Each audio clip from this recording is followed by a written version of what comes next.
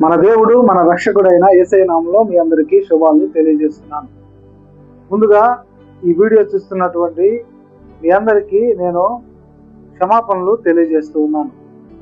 కొన్ని కారణముల చేత గత కొన్ని రోజులుగా నేను దేవుని వాక్యాన్ని ధ్యానించలేక ఇబ్బంది పడుతూ వీడియోస్ చేయలేకపోయాను.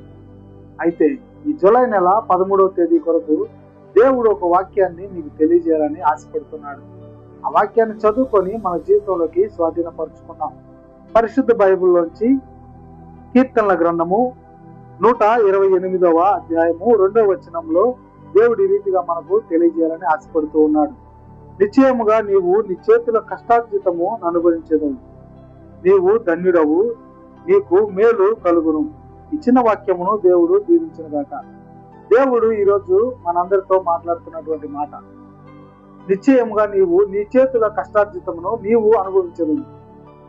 నీవు ఇప్పటి వరకు కష్టపడినటువంటి నీ సొమ్ము నీ ఇంటిలోనికి కానీ నీ జేబులోని కానీ వస్తువులు కానీ అది తొందరగా ఖర్చు అయిపోవడం, ఏదో ఒక సమస్యల చేత నీవు అప్పుల బాధలో నీవు బాధపడుతూ ఉండడం, ఎదుటి వారిని డబ్బుని సహాయం అడిగే స్థితిలోకి నీవు వెళ్ళడం. అయితే దేవుడు ఈరోజు నీకు స్పష్టంగా తెలియజేస్తూ ఉన్నాడు, నీ జీవితాన్ని మార్చబోతున్నాను. నీ కష్టార్జితాన్ని నీ చేతిలోనికి నీ జేబులోనికి నీకు ఉపయోగకరముగా దేవుడు తెలియజేస్తున్నాడు. నీకు ఉపయోగకరముగా ఆ డబ్బుని నీవు జాగ్రత్త పరుచుకొని నీ కుటుంబీకుల కొరకు నీవు కొన్ని కార్యములు చేయటం కొరకు నీ డబ్బుని నీవు అనుభవిస్తావు. ఇప్పటి వరకు నీవు చేస్తున్నటువంటి ఈ కష్టార్జితం, నీకు వచ్చేటువంటి ప్రతి రూపాయి ఎవరెవరి కోసమో, ఎవరెవరికో దానం చేస్తూ, ఎవరెవరికో సహాయం చేస్తూ నీవు అసలు డబ్బు గురించి చింత లేకుండా ఖర్చు పెట్టేసి చివరికి నీవు నిస్సహాయుడిగా నీవు నిలిచి ఉన్నావు. అయితే దేవుడు ఈరోజు నీకు ఈ మాటను తెలియజేస్తూ ఉన్నాడు. నీవు అట్ట అడుగున ఉన్నటువంటి నీవు, నీ దగ్గర చిల్లి గవ్వలేదు, నీ జేబులో కనీసం ఒక రూపాయి కూడా లేదు. అయితే దేవుడు ఈ రాత్రి నిన్ను మేలుకొనుటకు,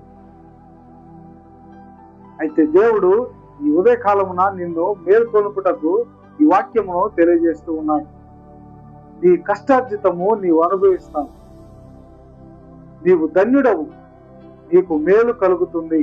యేసుక్రీస్తు వారు నీకు మేలు చేయాలని, నీ జీవితంలో నిన్ను ఒక ఉన్నత స్థాయిలోకి నిన్ను ఉంచాలని దేవుడి వాక్యాన్ని ఈ యూట్యూబ్ ఛానల్ ద్వారా, యేసుక్రీస్తు రాజు మినిస్ట్రీస్ అనే యూట్యూబ్ ఛానల్ ద్వారా మీకు తెలియజేస్తూ ఉన్నాడు. ఆయన ఎందుకు మనలను ధన్యులుగా చేయాలని ఆశపడుతూ ఉన్నాడు. దేవుడు తన స్వహస్తాలతో తన రూపము చొప్పున మనలను తయారు చేసి ఆయన జీవవాయువుని మనలోకి పంపి మనలను ఒక మనుషులుగా తీర్చిదిద్దాడు. పాపము చేత, అనేక చెడ్డ క్రియల చేత మనము దారి తప్పిపోతూ ఉన్నాం. మనం చేసేటువంటి ప్రతి పనిలో కూడా మనకు అస్సలు ఇది ఎందుకు చేస్తున్నామో తెలియదు కానీ చేస్తూ వెళ్ళిపోతున్నాం, పాపాలను ఒడిగట్టుకుంటూ వెళ్ళిపోతున్నాం. అయితే దేవుడు ఆయన బిడ్డలు ఇలా దారి తప్పి వెళ్ళిపోవటం ఆయనకి ఇష్టం లేదు. 100 గొర్రెలు ఉన్నటువంటి చోట ఒక గొర్రె తప్పిపోతే దేవుడు ఆ తప్పిపోయిన గొర్రె పిల్లను వెతికి తీసుకొచ్చి మందలో కలిపాడు. అలాగే ఆయన స్వహస్తాలతో ఆయన జీవవాయువుని మనకు ఇచ్చినటువంటి దేవుడు, మనము తప్పు దారిలో వెళుతూ ఉంటే ఆయన చూస్తూ ఉండడు. అందుకే దేవుడు మన పాపాల కొరకు, మన శాపాల కొరకు, మనం చేస్తున్నటువంటి చెడ్డ క్రియల కొరకు సమస్త పాపాన్ని మోసుకొని పోతున్న గొర్రెపిల్ల ఈ క్రీస్తు. అందుకే దేవుడు నిన్ను ధన్యుడిగా చేయుటకు ఆయన రక్తం చేత నిన్ను కొనుక్కున్నాడు. ఆయన అనేక దెబ్బల చేత రక్తం చిందించి ఎదుటివారు ఆయన మీద ఉమ్మి వేస్తున్నా కూడా ఆయన ఒక నిస్సహాయుడిగా మౌనంగా నిలబడి ఉన్నాడు. ఎందుకంటే ఈరోజు మిమ్ములను, నన్ను ఈ భూమి మీద ఆయన బిడ్డలుగా చెప్పుకున్నటువంటి సమస్త మానవాళిని ధన్యులుగా చేయటం కొరకు ఆయన మౌనముగా శిలువ యాగంలో బలైపోయాడు. ఈ మాటలను ఈరోజు మనము జ్ఞాపకం చేసుకొని దేవుణ్ణి ఒకసారి మనము గుర్తు తెచ్చుకుంటే ఆయన మన కొరకు చేసినటువంటి త్యాగం, మన కొరకు చేసినటువంటి మేలు, మన కొరకు దేవుడు సిద్ధపరుస్తున్నటువంటి రాజ్యం వాటన్నిటినీ మనము చూడాలంటే దేవునితో మనము సహవాసం చేస్తూ ఉండాలి. అందుకే దేవుడు, నీవు కష్టంలో ఉన్నావు, నీవు బాధల్లో ఉన్నావు, అనేక సమస్యల చేత నీవు నిత్య స్థితిలోకి, నీవు చివరికి నీకు ఏమీ లేదు ఈ భూమి మీద, నాకు సర్వస్వం కోల్పోయానని నీవు బాధపడుతూ ఒక నిస్సహాయుడిగా కూర్చొని ఉంటే, దేవుడు ఈరోజు నీకు స్పష్టంగా ఈ మాటను తెలియజేస్తూ ఉన్నాడు. ఏం తెలియజేస్తున్నాడంటే, ఆయన నిశ్చయముగా నీవు నీ చేతుల కష్టార్జితము అనుభవించదవు, నీవు ధన్యుడవు, నీకు మేలు కలుగును.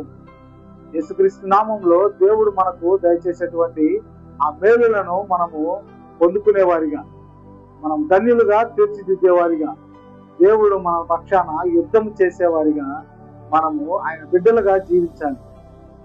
అటు కృపాధన్యత దేవుడు మనందరికీ దయచేయనుగాక. ఆమేన్.